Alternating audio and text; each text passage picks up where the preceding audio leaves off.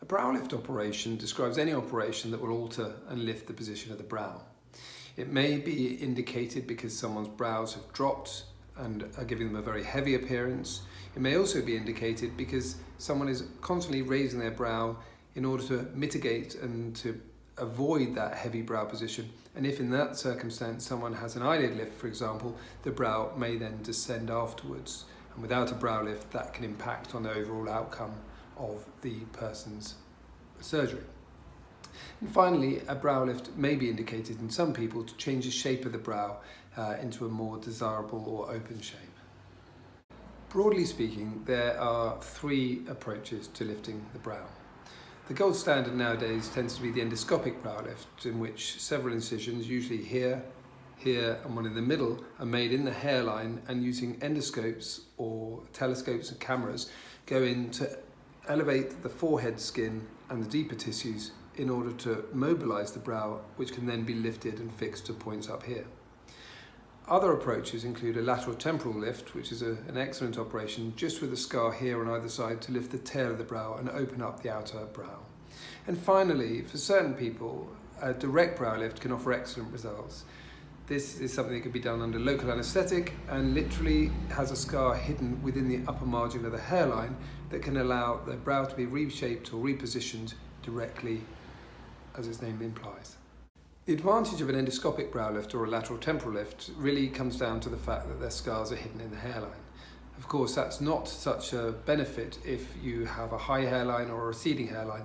And in fact, some people with a very high and very curved forehead can have limitations on the ability for us to perform these procedures due to the technical difficulties of getting the camera and the telescope in from such a long way away or around such a curve.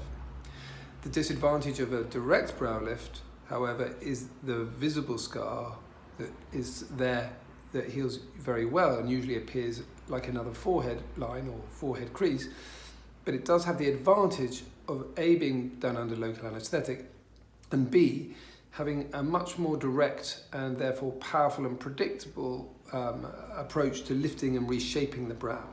Whereas how the degree of elevation we can get when we're at a more distant site is less certain than when we're directly there. So there are pros and cons to the different approaches. The risks associated with brow lift surgery include things such as bleeding and infection, as for any operation. We also have to be mindful about how the scars heal. In some people, if they form broad or poor scars, it can actually lead to some gaps in hair formation or hair-bearing area, which can lead to a degree of alopecia. Fortunately, this is not a common side effect or risk. The other important factor to bear in mind is that we're operating in the vicinity of motor and sensory nerves, so there can be some numb patches, particularly in the forehead, usually temporary if they occur, and rarely there can be some issues with lifting the brow if the motor nerve has been damaged. But again, that's not a common risk, but it is something that is associated with brow lifts.